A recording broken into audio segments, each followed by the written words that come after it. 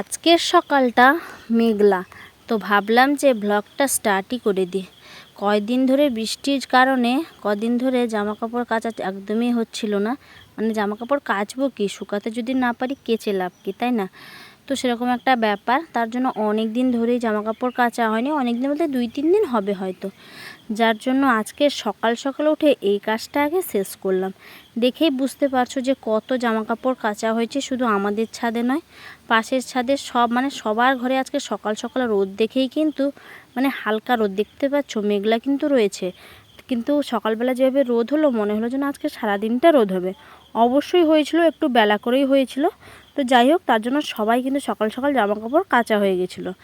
তারপরে দেখো, তোমাদের সাথে আর কিছুই শেয়ার করতে পারিনি, একবারে ভাতের থালায় দুপুরবেলা কি কি রান্না হয়েছিল সেটাও তোমাদের সাথে শেয়ার করতে পারিনি। আজকে শুধু চিংড়ি মাছ দিয়েই রেসিপি, মানে সবটাই চিংড়ি মাছ। এই যে চিংড়ি মাছ আর আলু পটলের তরকারি, মানে চিংড়ি মাছ দিয়ে আলু পটলের তরকারি করেছি। আর এখানে রয়েছে ভাত, আর ভাতের সাথে কুঁদলি ভাতে দিয়েছিলাম, সেটা রয়েছে। আর এই যে চিংড়ি মাছ সবজি আর ডাঁটা দিয়ে করেছি, এটা তো বিশাল ভালো লাগে চিংড়ি মাছ দিয়ে। তারপরে আরেকটা যেটা আছে সেটা হলো চিংড়ি মাছ পেঁয়াজ দিয়ে মাখানো, এটাও কিন্তু দারুণ টেস্ট লাগে, বিশেষ করে একটু যদি সর্ষের তেল হয়। তারপরে এখানে পাকা আম, তো এখন সিজন, তো প্রত্যেক দিনই পাকা আমটা খাওয়া হয়। আজকে যেহেতু আমি রিককে মানে ঘুম পাড়িয়ে খাচ্ছি, যার কারণে তোমাদের সাথে একটু শেয়ার করতে পারলাম। না হলে এত সুন্দরভাবে সাজিয়ে রিককে নিয়ে তোমাদের সামনে আমি হাজির হতে পারি না।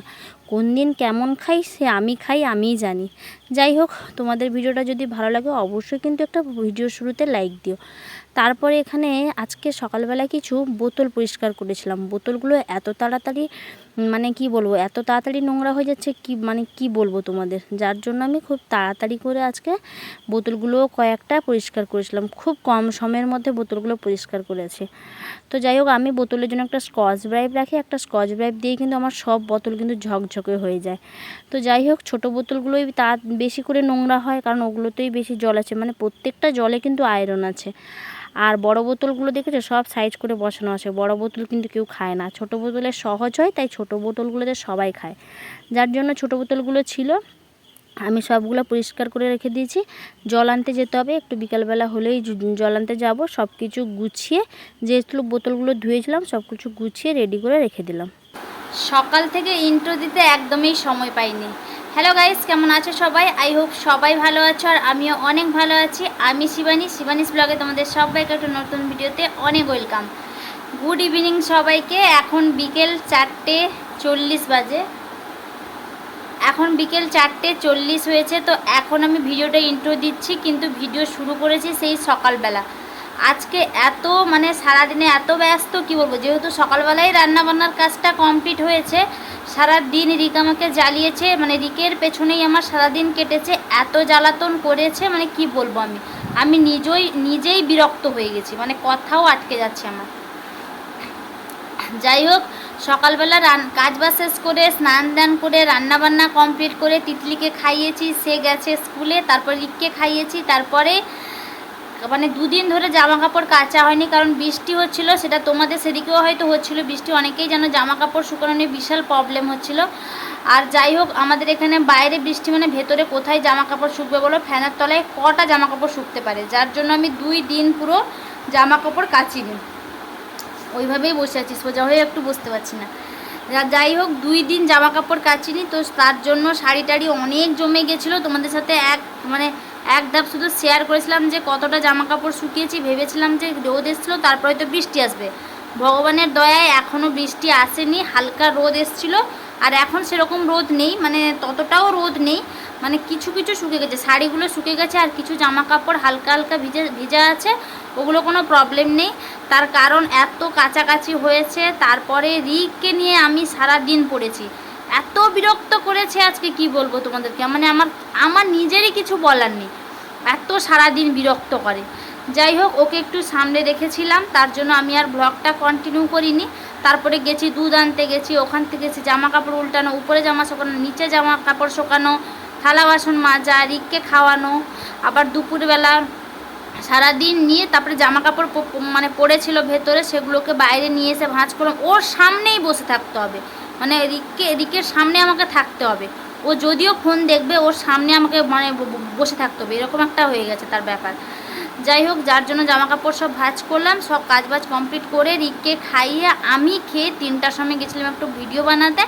তারপরে ভিডিও টিডিও বানিয়ে এলাম, এই মাত্র এসে এই যে বসেছি। এখনও মানে আমি যে ভাত খেয়েছিলাম খাওয়ার থালা পড়ে আছে, আর বিকালবেলা জল আনতে যাইনি, এখনও জল আনতে যাব। আর রিক তো মাঝে মাঝে উঠছে, মাম্মাম আছি পাপা ঘুমাও, ঘুমালো মাম্মা, মানে আমি তার পেছনে বসি, এই জায়গাটা বসে আছি, এইখানে রিক ঘুমাচ্ছে, এই দেখো এখানে রিক ঘুমাচ্ছে, আর আমি এই জায়গাটা বসে আছি, ওদিকেই তাকাচ্ছে, মাম্মাম নেই কান্না, আমি এখানে আছি, ব্যাস ঘুমিয়ে গেল। ওকে ছেড়ে কী করে যাই বলো জল আনতে, যার জন্য জল আনতে যাইনি। তিতলি এখন স্কুল থেকেও আসেনি, ওর আস্তে আস্তে 5টা হয়ে যায় বিকাল, তো ওর জন্য বসে আছি, ও যদি আসে তাহলে যাব, না হলে ওকে নিয়ে আজকে যেতে হবে, না হলে জল আনাই হবে না। মানে বড় বোতলে জলগুলো আছে, আর কিছু বোতল পরিষ্কার করেছিলাম, তো ওগুলোতে আনতে হবে জল।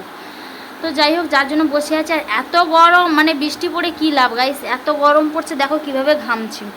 যাই হোক, ওই ভিডিও করে এলাম বলে হয়তো বেশি ঘামছি। তো এই একটু ফ্যানের তলায় বসে রেস্ট করছি, ভাবলাম যে না তোমাদের সাথে একটু কথা বলি, কারণ সকাল থেকে একদমই কথা বলতে সময় পাইনি, তার জন্য ভিডিওটা অন করলাম। তো বিকালবেলা একটু বেরোতে হবে, সেটা কোথায় যাব সেটা তোমাদেরকে অবশ্যই ভিডিওতে বলবো, তো ভিডিওটা কন্টিনিউ দেখতে থাকো গাইস। এখন বাজে রাত 8:30, আর এই যে বলছিলাম বিকালবেলা বাজারে যাব, তো বাজারে গেছিলাম, মানে 7:30 নাগাদ বাজারে গেছিলাম, ওই যে বাজার থেকে চলে এসেছি। আর আমার ছেলে এখানে পুরো বাজার একদম দোকান করে ফেলেছে এখানে, ও কোনো মতে কথা শুনতে রাজি নয়, মানে বুঝতে পারছে না যে এত বদমাস কী করে হলো। জব্দ করে বললাম তবুও শুনলো না। যাই হোক, আজকে গেছিলাম হচ্ছে ভুসিমাল বাজার করতে, 4 তারিখ হয়ে গেছে, আজকে অনেকটাই লেট হয়ে গেছে, তো একার দ্বারা তো আনা যাবে না, যার জন্য তিতলি টিউশন থেকে এলো, তিতলিকে নিয়ে। আর রিককে কোথায় রেখে যাবো, রিককে নিয়েও গেছিলাম, 7:30টায় গেছিলাম, পুরো এলাম 8:30, মানে পুরো 1 ঘন্টা লেগে গেছে। ও তো বাজারে গেলে ফুচকা খায়, ফুচকা খেয়েছে।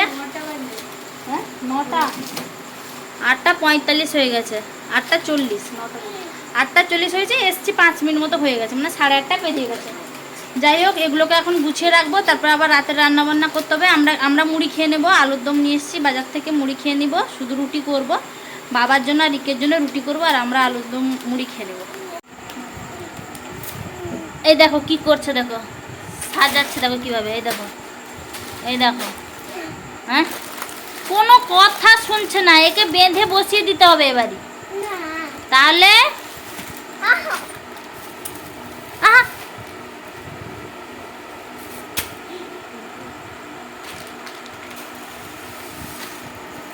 ওটা যদি ফেটে যেত,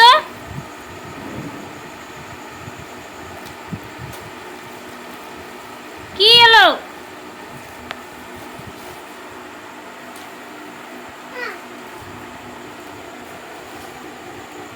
আজকে গেছিলাম মাসকাবারের বাজার করতে, যেটা মান্থলি পুরো এদের ভুসিমাল বাজারটা উঠে আসে, ওই বাজার করতে গেছিলাম। আর কী করছে সেটা তোমাদেরকে একদমই চোখের সামনেই দেখিয়ে দিলাম। যাই হোক, এগুলোকে এখন আমার গুছাতে হবে। আজকে ভিডিও এই পর্যন্ত, সবাই ভালো থেকো, সুস্থ থেকো, সবাইকে টাটা।